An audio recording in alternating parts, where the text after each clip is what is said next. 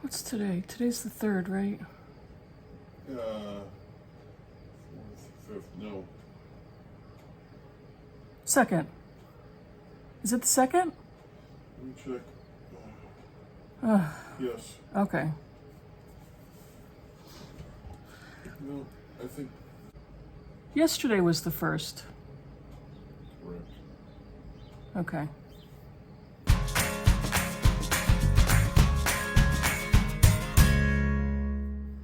Hey BookTube, it's Kim at Middle of the Bookmarch, and this is my bookish week for Sunday, September 3rd.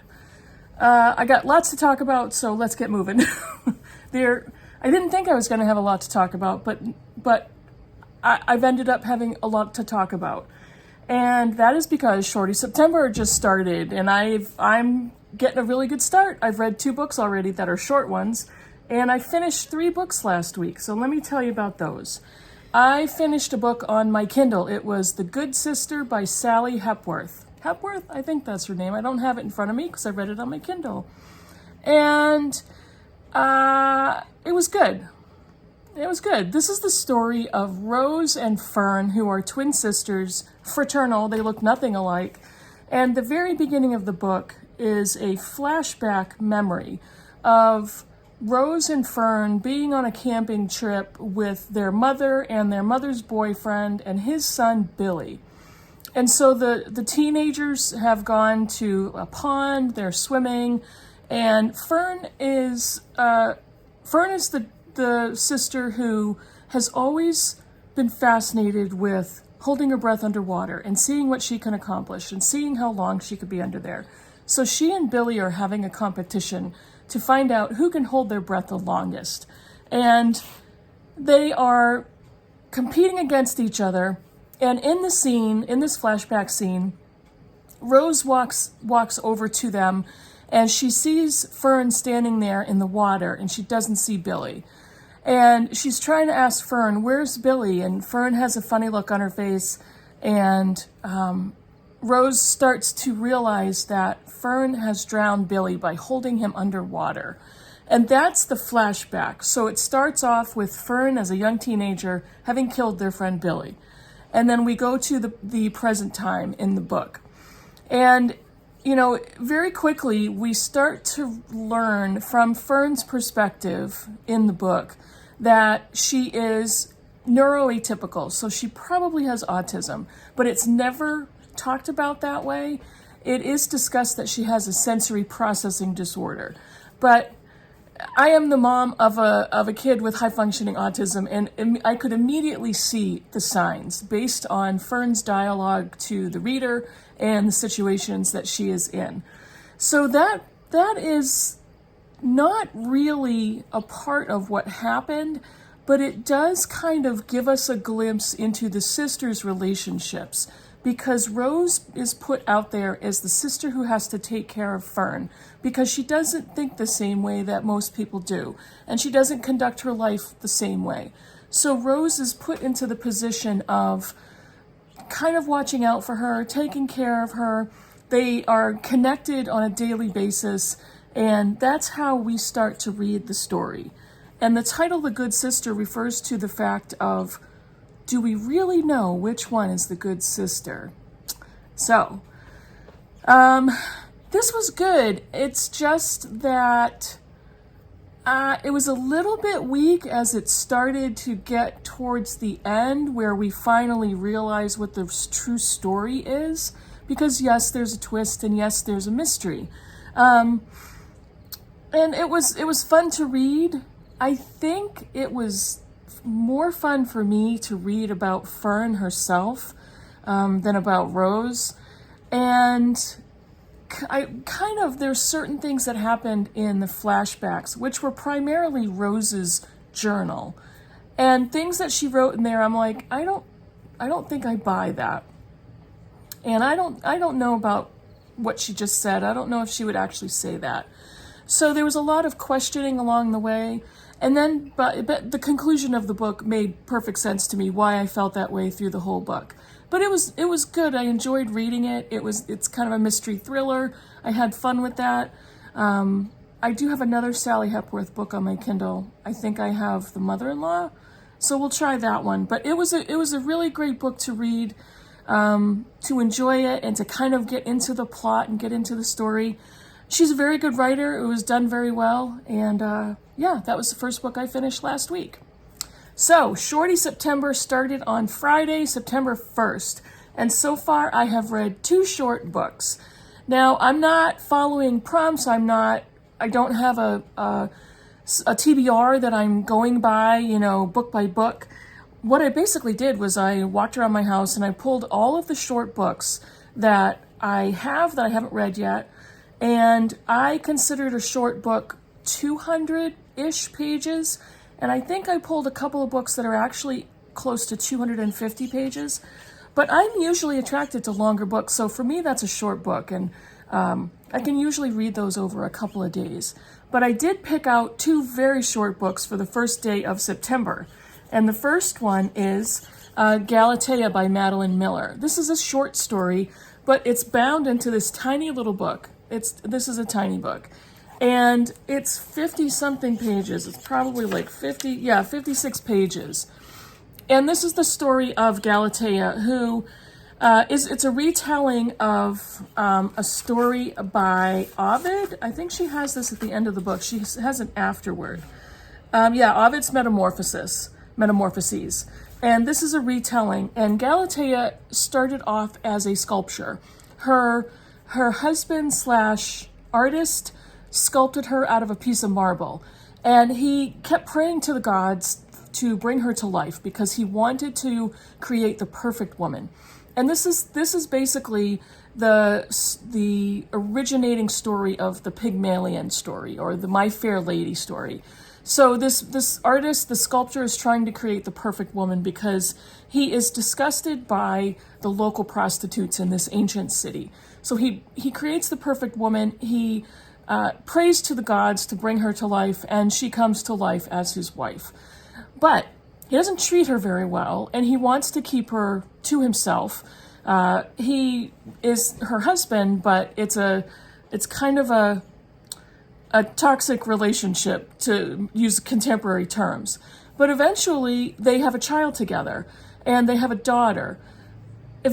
Galatea comes to some realizations that her husband is not a good person. And she wants to be a real mother to her daughter. She wants to go out and walk the countryside and observe everything in life. And her husband doesn't like that. Galatea wants to find a teacher for their daughter. He doesn't believe girls should be educated. So there comes a point where they're outside. The husband starts to forbid that they leave the house. And she's trying to figure out a way to continue to spend a lot of time with her daughter. She's coming to a certain conclusion that she thinks she needs to take action on. But eventually, her husband puts a stop to everything and separates the two. And this is a very short story. I think I talked about it, so there's not very many spoilers in there. There's not really any spoilers. But I really liked this, and I gave this 4 stars on Goodreads. It's Madeline Miller, so I was really excited to read it. I've read her other 2 books, Circe and Song of Achilles, which I loved. So this is very good, and I really liked the short story aspect of it, and loved the ending. It was great. So enjoyed that one. And the other very short book, this one was 95 pages. This is Annie Ernaux's Happening, and this is translated from French by Tanya Leslie. This is a look-back book, and Annie Ernaux is kind of known for writing about her life, but possibly doing it in an autobiographical, fictional way. But this is the story of her life in the 60s as a 23-year-old student, and she finds herself pregnant, and she has to determine what is she going to do. This was it's set in France, and it's set in the time before the legality of abortion. So she's conflicted. She's determining what is she going to do about this? What about her partner, that they no longer have a relationship, and is she in touch with him? She talks to him. She tells him that she's pregnant. He doesn't really care, doesn't want to have anything to do with the pregnancy or her or a relationship. So she ends up alone. And this is a very short book where she's talking about that period in her life. She's describing her educational daily life, the setting where she lives, the people that she is friends with, and the people that are in her life. And she's walking us through her decision process. What is she going to do? And I really enjoyed the writing, and I enjoyed her telling us her story. But the thing I didn't like was she inserts her commentary, her writer commentary along the way. And so she breaks out of the story, and in parentheses, she talks to us as the writer. And I never, ever enjoy that in books. I really have never liked that. So I was interested in her story. I was interested in kind of her thought process, but I wasn't interested in reading from her as the writer looking back 40 years ago in her life. I understand why she was writing it that way. But it definitely struck me. I was interested in the book, and very quick read. So all of the Shorty September books are going to be a quick read.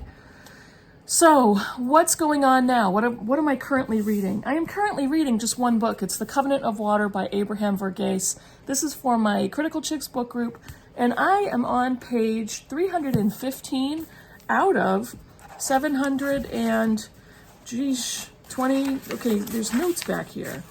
A lot of notes. There's a bunch of acknowledgments. So 715 pages. I'm on 300 and, what did I just say? 315? Yeah. So I've got 400 more pages to go by September 22nd. Now, one of the things I want to talk about is with a book this long, it's interesting because typically in any regular length of book, I can determine quickly what rating I would give to this book. This one keeps going back and forth for me.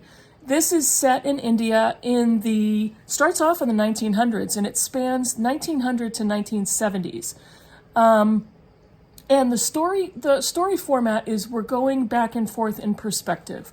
So there's multiple characters that we are reading from, and there's sections in the book, and each section is one character with several chapters.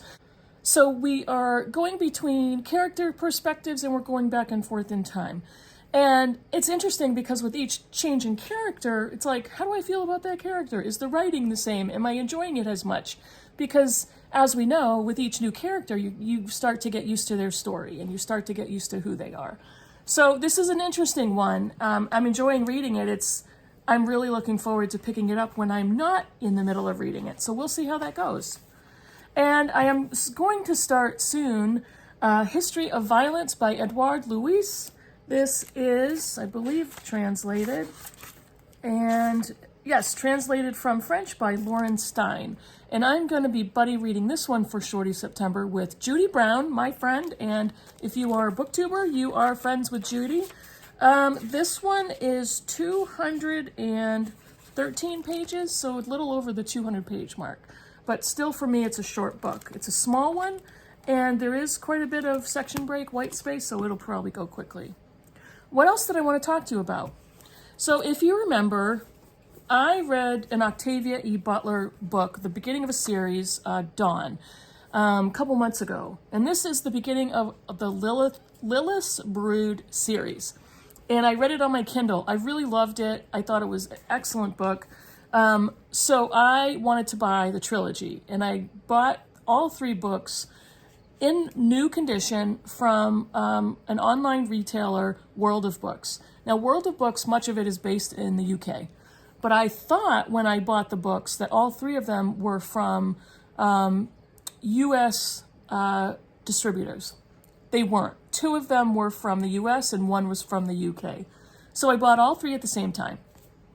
I received this one, Dawn, which I had read, and the third book in the series, Imago. And I received these two at the same time. But I need to read the middle one, the second one, before I can read Imago. And even though I bought them at the same time, I didn't receive it. And it went on for 3 weeks that I hadn't received it. There was a tracking number. I kept trying to track it. And it seemed to have been stuck in New Jersey for 2 weeks. And I'm like, all right. So I wrote to World of Books, and they said, give it another week, 5 business days. And if you haven't received it by then, let us know. And I did that. and they checked the tracking and they said it's out there. It's going to be shipped soon. We see that it's in New Jersey. I said, it's been in New Jersey for 3 weeks at this point. So I gave it another few days. It still hadn't come. So I said, I have not received this book. And they said, no problem. We will give you a credit. And that was a month of ordering it and it not having come yet. Well, 2 weeks after they credited it to me, I received it in the mail. So this is the second book in the series, Adulthood, Rites.